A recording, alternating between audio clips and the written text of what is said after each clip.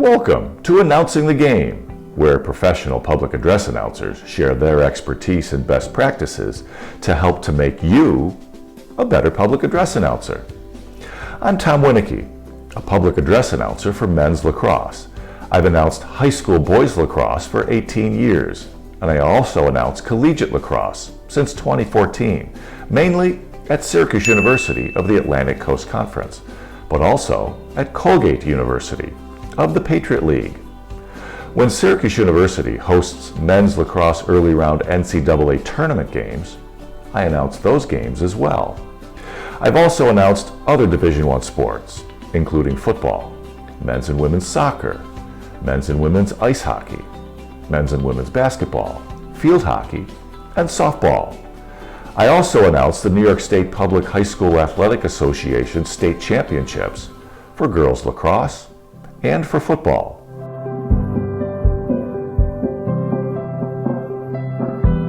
In this episode of Announcing the Game, I'm going to talk to you about men's lacrosse.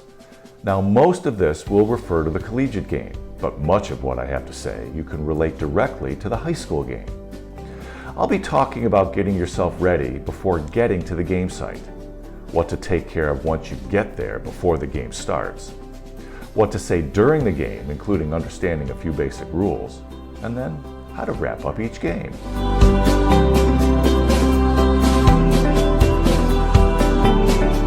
My goal when I walk into a facility is for the person in charge of organizing the event to see me come in and immediately think that they don't have to worry about me at all.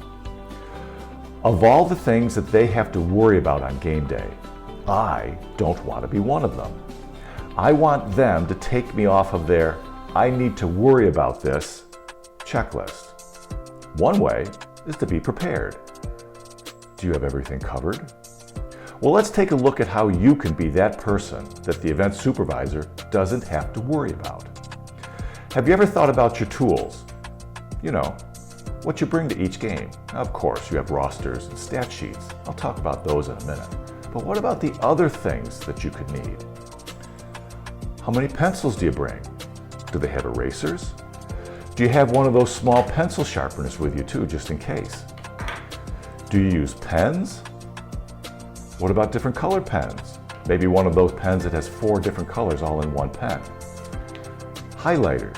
Do you highlight the starters on the lineups? Do you highlight the players that take the face off so you can see right away on your stat sheet? Do you highlight who the goalie is so you can recognize when there's a change in the net? What if you're outside of a press box and it's windy? Do you have a roll of tape to tape things down with? I've worked at events where someone else needed some tape and were both amazed and very thankful that I had some. What if it's raining? Do you have a plastic bag big enough to cover a clipboard if you have to go down to get the starting lineups? What if you're up in a press box? Can you see the numbers on the far side of the field? Look to invest in a good pair of binoculars to solve that one. What about batteries? Have you ever announced a game when a wireless mic and the batteries die on you? Are you prepared with some AA's and 9 volts? Just in case? What about a small extension cord? Do you have a spare audio cable? I have a playlist on my phone that I used when I used to announce high school games, and I also did the music. Well, I'm ready if the game site can't access the music. Are you prepared? Just in case? What about emergency scripts? Do you have a set of these for different situations? Are you prepared if a thunderstorm rolls in? What if the event supervisor needs you to announce something to get the crowd to settle down? Do you have something for that? Now, the chances of needing anything like these may be small, but I don't like to run the risk of needing something and finding out that I don't have it. Plus, do you ever want to earn some points with a game site? There's nothing like having their wireless mic go dead and you provide the batteries for them. Do you have something to drink during the game? Water's always good. I'll say to anyone who'll listen that I like very hot lemon echinacea tea, as hot as I can stand. Stay away from anything with caffeine or sugar in it. That'll just cause phlegm to build up in your throat. Lozenges? Look for those whose first ingredient is pectin. Stay away from those whose first ingredient is menthol. That will just dry out your throat.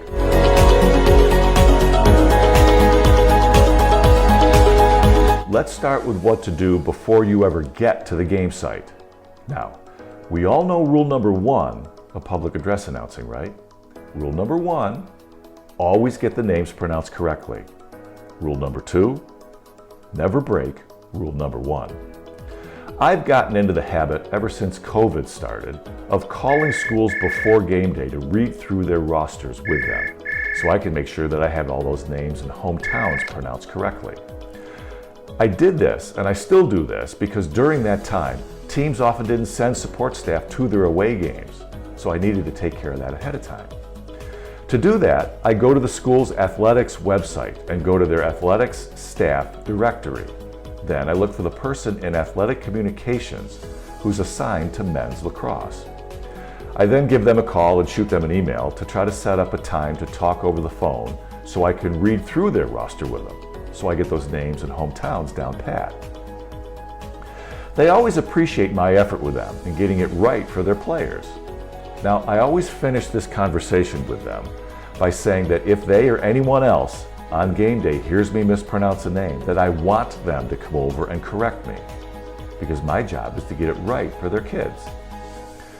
Even then, on game day, I still plan to get to the site 75 to 90 minutes before game time. I get there that early so I can make sure that if something does come up and I need to interact with the visiting team, that I can be sure that I can take care of that well before they get into their pregame routines. I need to respect what they need to do on game day without having to stop to meet with me to go over names and hometowns. Now, as a rule, I want to stay away from head coaches. They've already got enough on their plate on game day. I always look for that SID, that sports information director from athletic communications that I talk to the phone first.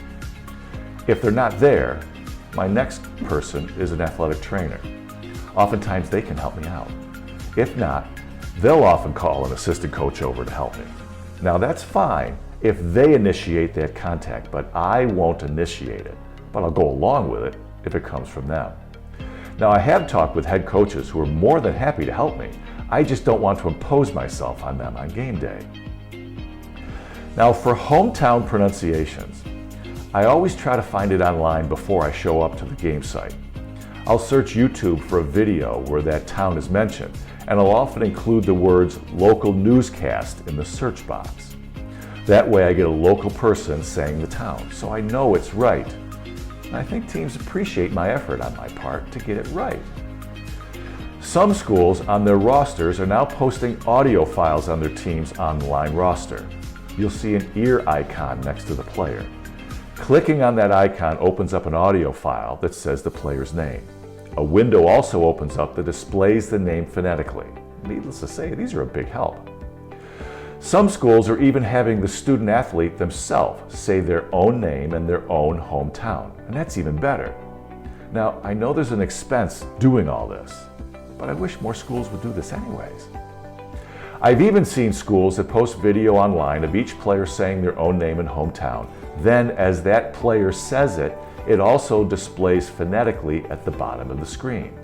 Now, whoever organized this, as far as I'm concerned, should get a big bonus. As for the rosters, I like to print out rosters for both teams ahead of time and sort the players' information in the way that I want to say it for pregame introductions. Most rosters for college teams are posted on their teams' websites. They're usually organized from left to right by position, number, name, year, height, and then hometown. If I were to simply print that roster off and then read it as it's printed for starting lineups, it would be awkward. It would sound something like this. On attack, number 12, Patrick Langan, who is a senior, who is also 6 feet 2 inches tall and from East Syracuse, New York. That just doesn't sound right. So what I like to do is copy and paste each roster into a spreadsheet, then resort the columns so the lines of players are organized in the order that's I want to say for introductions. I'll sort it by position, height, year in school, hometown, number, and then name. That way it reads something like this. Starting on attack, a 6'2" and senior from East Syracuse, New York, number 12, Patrick Langen. Now, it is an extra step on my part, but for me, it's much easier to read it directly from left to right for each player instead of printing out their roster and jumping back and forth between columns for each player to make it read smoothly. I'll go the next step with my rosters and sort them by position, with the attackmen first, then the middies, then the defensemen, and finishing with the goalkeeper. So now when I read the starting lineups, I'll start by saying who the head coach is, and then I'll read through the starters at each of these position groups. And it sounds like this. The head coach of the Orange is Chris Nager, and here is Coach Nager's starting lineup. The starting attack, and then read the 3 attackmen. Now for the starting midfield, and then read the 3 middies. And now the starting defense. And now starting in goal for the Orange. And I'll finish by reading the assistant coaches, then the director of lacrosse operations. They work just as hard and deserve to be announced with their team as well. Now, as I said, it is a bit of work initially on my part, but I've found that on game day, when things start moving quickly, it's much easier for me to read across each line directly for each starter instead of having to jump around each column to make it read the way that sounds the best. Then I go on to create a sheet for individual goals scored. I list each player from both teams numerically with a blank space next to each name. In that space, I go to the team's website and look up how many goals each player has in that season. That allows me to say something like, Syracuse goal, his first of the afternoon and 4th of the season, scored by number 3, Corey McMahon, with an assist to number 15, Austin Rayome. That's McMahon from Rayome. Time of the goal, 6:45 of the first period. I feel this adds a little more professionalism to my announcements, as well as giving the player credit not only for that goal, but for all of his goals for that season. I'll keep track of penalties and when they expire in the margins of my stat sheet.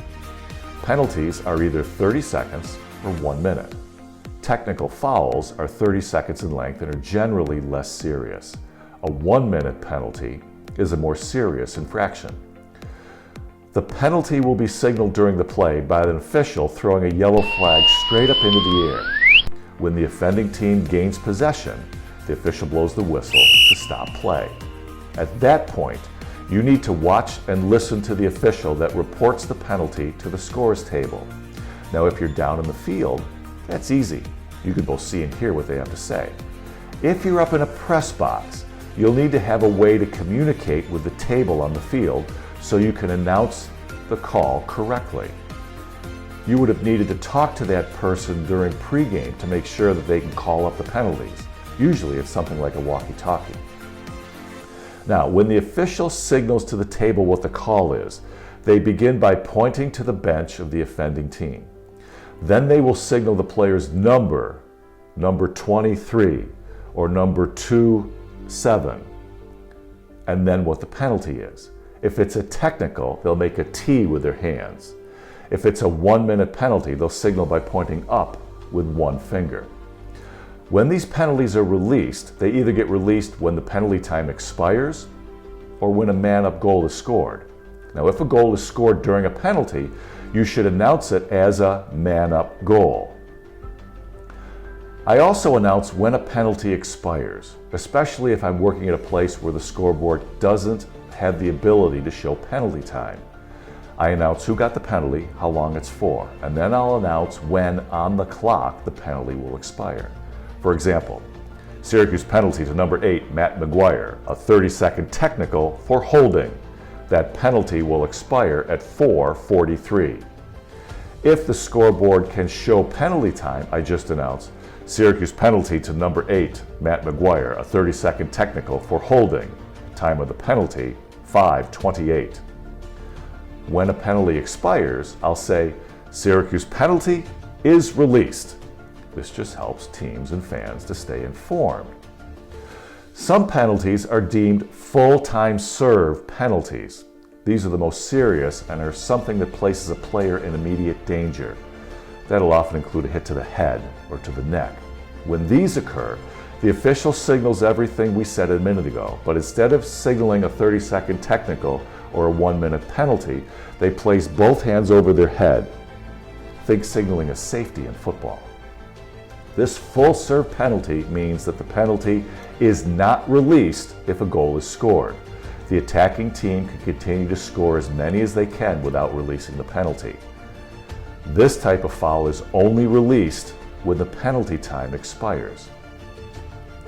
Now you announce the penalty just the same way as I described, but instead of saying a 30-second technical or a 1-minute penalty, you announce that it is a full-time served penalty.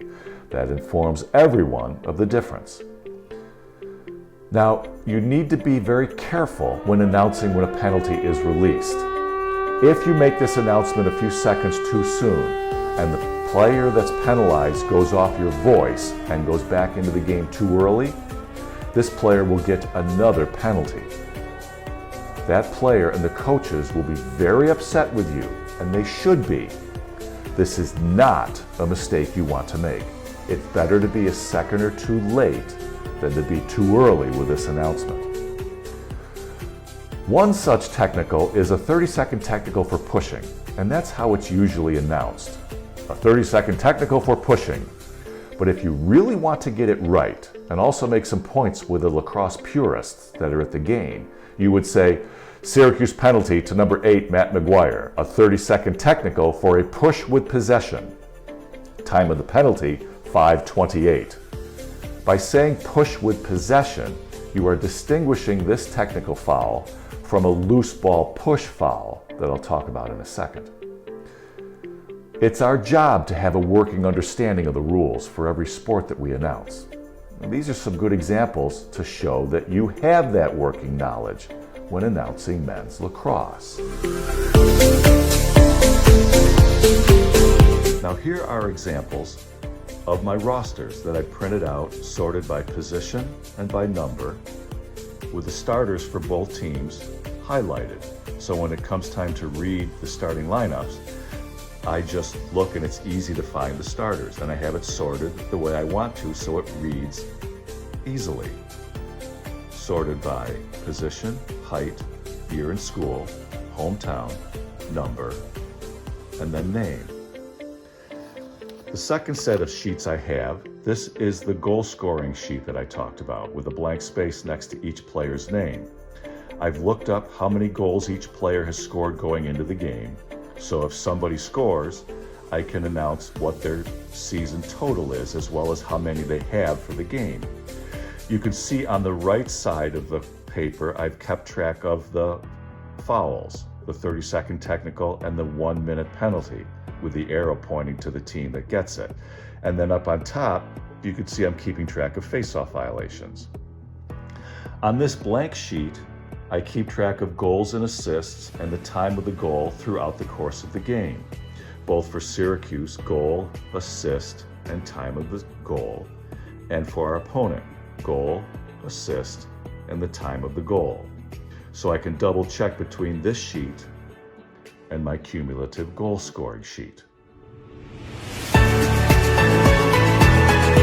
Oftentimes there are whistles where the ball is turned over to the non-offending team. These are not timed penalties, they're just a basic violation. Think traveling in basketball, or over and back. One example is the loose ball push that I just mentioned. A loose ball push, not a push with possession, is just what it says. The official sees a player push an opponent out of the way while the ball is loose on the field. They blow the whistle and signal like this. One hand pushes forward. Then they point in the direction of the team that now gets the ball, and play immediately restarts. Now if you want, you can announce loose ball push on the Red Dragons, possession to the Orange. You'll also see the official call a hold on a loose ball. The signal is just like holding in football. Now if you choose to announce these things, be sure to finish your announcement before play restarts. And since play is designed to restart right away on these calls, you need to see if you can get these out of the way quickly. Try it early in the game and see if you can announce this quickly enough, then make a decision as to whether to continue this or not. Just be consistent and be quick. The official signals that I referred to here, as well as a comprehensive list of other men's lacrosse official signals, are available on the publicaddressannouncer.org website. Be sure to check it out after this tutorial. One last thing I like to announce that I feel adds something to my work is to announce the last minute of play in each period.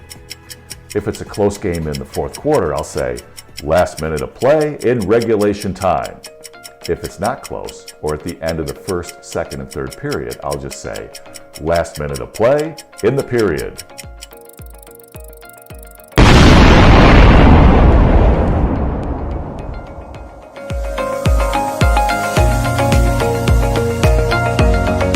Now, when working with marketing and music during the game, everything is already on a script. See if you can get that script emailed to you ahead of time so you can rehearse it before game day. Know what you're expected to say and when you're expected to say it. Get your cue from the marketing person as to when to talk, so everything is coordinated between your announcements, music, something on the video board, and everything else. As for reading your copy, be sure to practice so you sound like you're talking to somebody instead of reading copy off of a piece of paper. People can tell the difference. For announcing the national anthem, that's done much differently than now here are our starting lineups. And a halftime on-field contest is announced much differently than one about these are our emergency exits. For the national anthem, for example, I have a set script that I like to use and I've received a lot of positive feedback from. I start by saying, ladies and gentlemen, we now ask that if you are able, to please rise and please remove your caps. I do that because every facility has handicapped seating. I've even gotten some teary positive comments from people whose spouse or child is handicapped. They appreciate being included in this ceremony. I then continue by saying, as you face our flag with your right hand over your heart, as we honor America with the playing of our national anthem. Now, I've had veterans stop me in the stands and say how much they appreciate the parts about facing the flag and placing your hand over your heart and honoring America. Now, seeing who these comments come from, I take them all to heart. Now, your marketing staff may have something that they want read for the national anthem, and that's fine. You go with that. I just like to be prepared, just in case. Now, this goes back to your preparation and rehearsing. I found an app on my phone that I can record my own voice. I use this app to record myself reading different kinds of copy. And when I play it back to myself, I want to see if I sound the way I want to for each particular type of read. Some colleges in their scripts have you introduce the officials. When I see that as my opportunity to introduce myself to the game officials and get the pronunciations for their names as well. The game starts with a face-off at midfield. The players taking this face-off on the roster you'll see listed as FO or FOGO. That's face-off or face-off get-off. This player at the college level is a specialist. They take the face-off and then they get off the field. So I always like to announce who is taking the face-off, since this is all the player does, and they're so important to their team because if they don't win the face-off and their team doesn't get possession, they don't score goals. I want to highlight them by announcing both of them before each face-off. Now at the college level, everything is synced with television. Be sure that you have a timeout coordinator signal to you a few seconds before they signal to the officials to restart play. So you have that few seconds to announce who's taking the face-off before the officials start to administer the face-off. It's also good to talk with the officials before the game about this so they're aware of what you want to do. They have to talk to the players taking the face-off, and they won't be able to be heard if you're announcing something when they want to talk. I always tell them pregame that if I get in their way of administering the face-off, to please tell me so I can either speed up my announcement or just not do it at all. Because remember, we never want to step on the game. And a face-off also restarts the game after each goal. Now, one thing you need to keep track of with face-offs are violations. A violation is a foul committed by either player taking the face-off.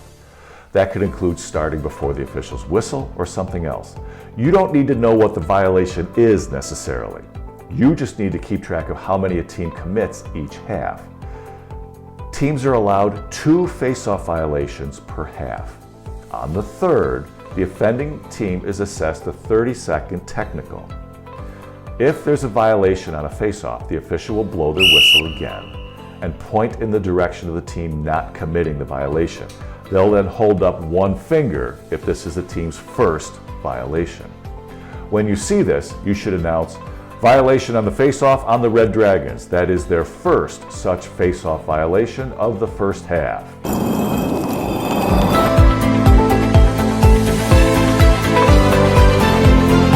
Earlier I talked about how fast this game can go and how you're expected to announce goals, assists, and penalties. A skill that you'll need to develop is to learn to watch the attacking team and see where individual players are on the field. Start to look for players without the ball. Who looks like they're ready to get a pass to shoot to score? If the ball's behind the goal, and this is where a lot of offense starts in men's lacrosse, look who they're setting up with and who's in front of the cage for a possible pass.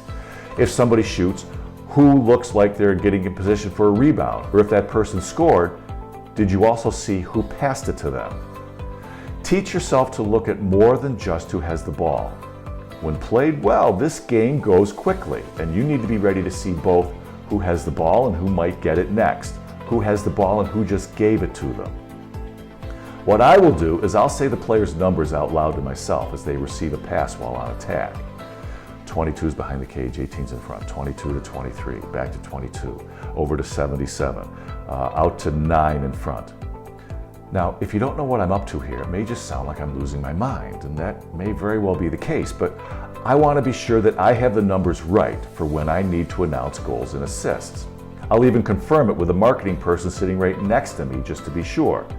And if I really want to be sure, and if you have access to instant replay, maybe there's a video board, use it. It's there. There's a shot clock in men's lacrosse. The shot clock is 80 seconds from the time the offensive team gains possession of the ball. And the offensive team must have the ball into their offensive half. They have to get over midfield in the first 20 seconds of that 80-second shot clock. If they don't clear midfield, the call is failure to advance. This is something you can easily say before play restarts. And again, you can find that signal on publicaddressannouncer.org. If a shot is taken and either hits a goalpost or the goalkeeper but does not score, the shot clock is reset to 60 seconds once the offensive team gains possession. If the shot misses the goal and is not touched by the goalie, it is not reset. It continues to run down, and if it subsequently runs to 0, you simply announce shot clock violation.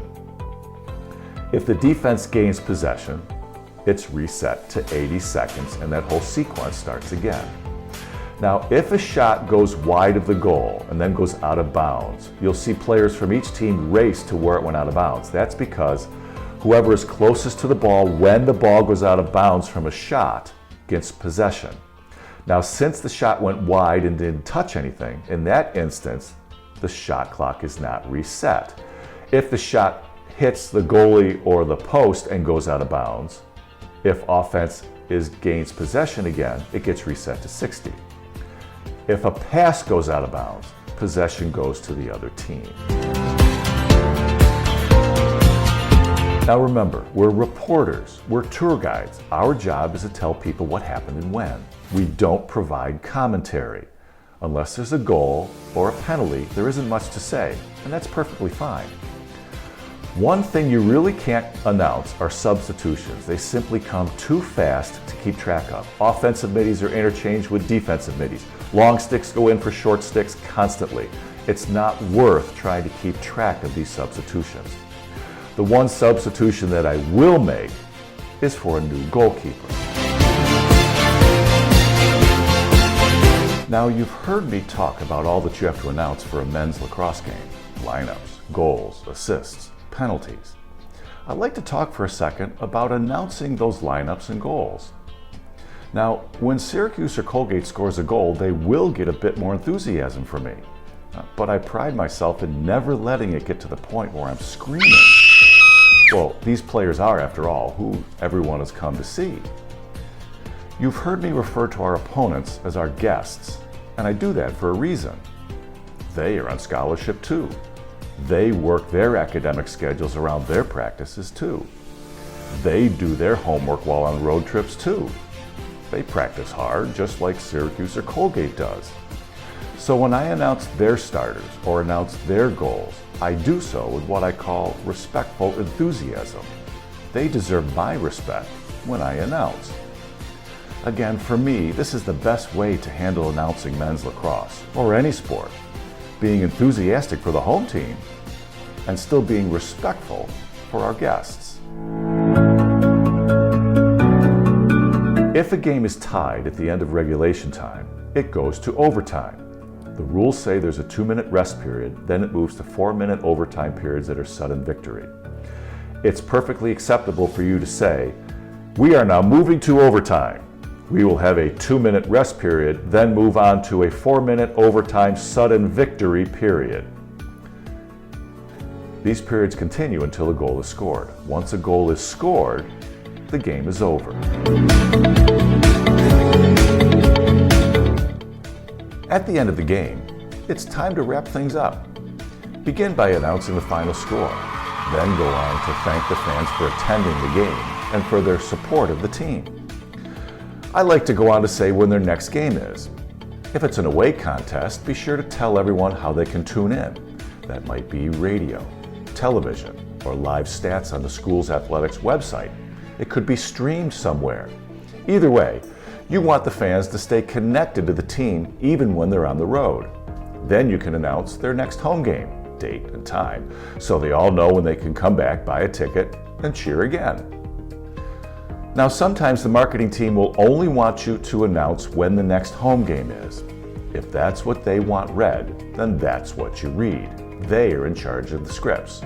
You can offer your input, but they are the ones that make the final decisions on what you read.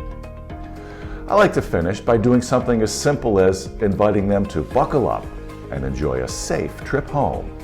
And when I announce for Syracuse University, I finish by saying, "And wherever you go, go Orange." Or if it's a Colgate game, "And wherever you go, go Gate." Well, I hope this has been a good use of your time and that I was able to make you feel more comfortable about announcing either high school or collegiate men's lacrosse. Please feel free to send any constructive comments to me at my email address on the screen. I hope you browse our website, publicaddressannouncer.org, for those men's lacrosse officials' signals, as well as more information and resources. So thanks for watching Announcing the Game. I'm Tom Winicki, and I hope to hear you on the mic.